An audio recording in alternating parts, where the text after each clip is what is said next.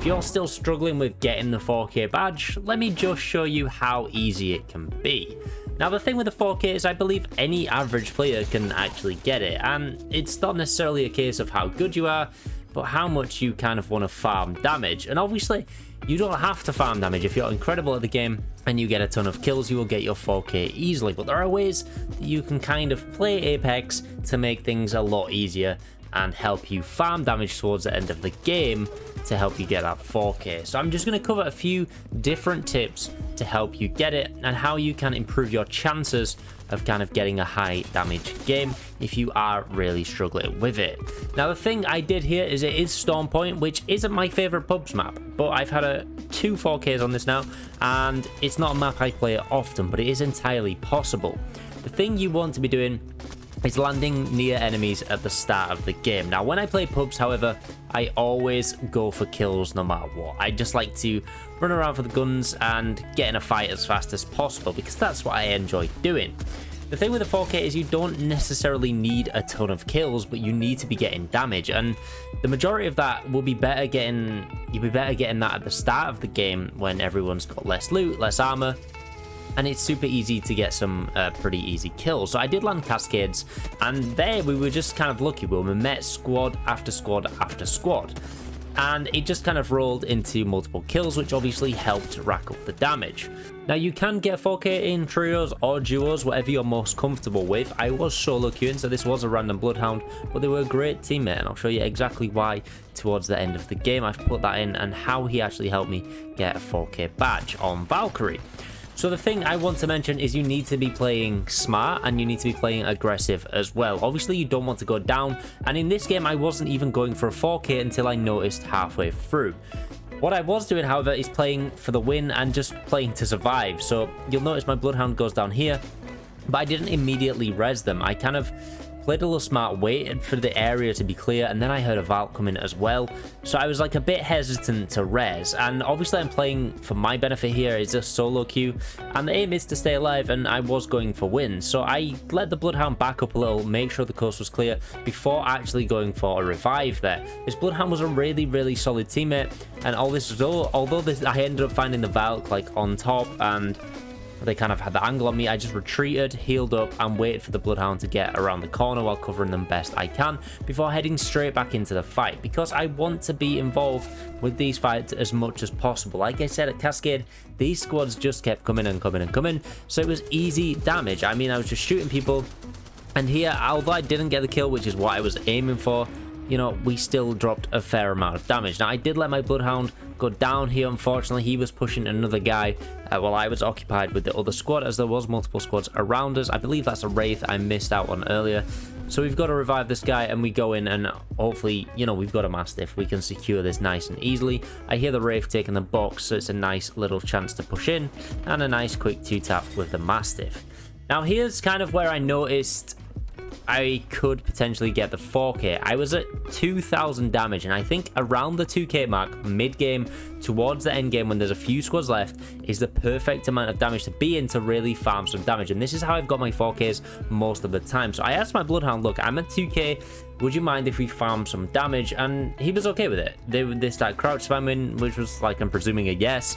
And what I did is, although we were playing endgame, and I wanted to farm, it did start getting really messy and there was squads everywhere. So what do you do in this situation? Well, you have to control it, and you have to make sure that obviously you're getting some teams down to limit the amount of people that can kind of get involved. And this is exactly what we did. I focused on just getting teams down and getting this, like, the area cleared so we could have a solid position to start shooting people. Now, we got this Newcastle down, and it was at this point I thought, hold on, there's an extra 100 damage. So if you're really struggling, you need to be finishing your enemies as well. I didn't do this at the start because, like I said, I wasn't going for the 4K, and I think if you get in that mentality of not going for it but just playing Apex for the win and playing to get some kills or whatever it might be, and you notice your damage is racking up towards the end game, that's going to be the perfect time to kind of switch it out, start farming and start thirsting. So as you'll see, there's still squads all over the place. One squad manages to be eliminated. Now there's a squad in front of us on the top and a lone pathfinder below us, which is kind of annoying. So we have to keep our eye on 2 squads here, or 2 people and a solo. So I'm kind of in the middle, and this pathfinder keeps coming for the attack. So when he does, I just crack him and leave him to heal, because this is extra damage I can keep giving to him and really rack up my damage counter while we're still shooting at those other 2 people at the top of the hill. Again, with the same situation, I'm going to keep shooting them, let them heal, and that's more damage I can keep getting off them. Now, these 2 were really aggressive, and they really wanted to get us killed, so I was trying to hold off best I can while dealing with that pathfinder and just not letting them get too close. I was trying to control the situation. You can't let your opponents get the better of you and let them get on top. So again, this pathfinder, I didn't want him coming up behind me. He'd healed his shield, so we get them taken straight off and add more damage to the counter. Now I can go back to focusing on this duo up here and keeping them at bay, using my attack as much as possible because it's free damage. And with Valkyrie, of course, we have positional ability, so I'm constantly searching for the best position with my jetpacks, as you'll have seen in the earlier clips as well, constantly using my attack to deal damage to them as well. Now, as we're in the fight of this, again, this pathfinder, I'm wondering where he is. He's probably going to pop out anytime soon, and it's kind of like where I'm thinking, maybe I should get this pathfinder dealt with. Luckily for me, I really take the shields off that Valk. This pathfinder comes up and it's time to get him dealt with. Just get the kill finished so we can just focus solely on one squad. Now, I only need 900 damage here, which is very doable off a duo. Like I said, if you're on trios, there's potential for even more damage if you really want to farm a high damage game and set yourself a new record. Now these guys have the top of the hill, and I just want to heal up and completely reset and resort out the situation. What I end up doing is actually downing one of their teammates, and we could have ended the game here. We could have finished that. I downed the Newcastle. I could have just pushed in here and ended the game, but I want them to res. I'm like, Bloodhound, no, let's just stay here. Let's go for the position.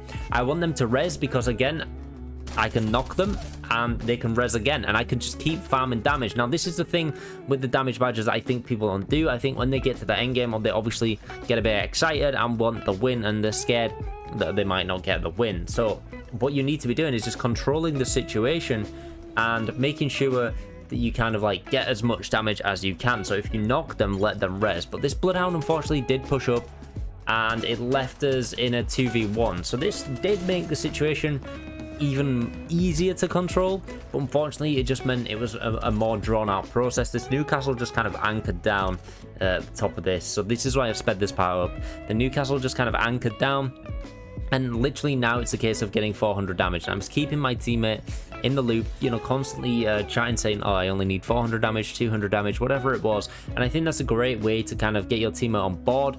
And sometimes your teammate might not be on board, they might not get it, and sometimes you might get lucky like I did with a really nice teammate. And I've had it a few times where my teammates have been more than happy to let me farm, and I'm sure if you speak to them, most people will be like, yeah, okay, that's no problem, we'll do that. That's how I'll play. I'll let you just deal the damage, and if you need help, I'll help you.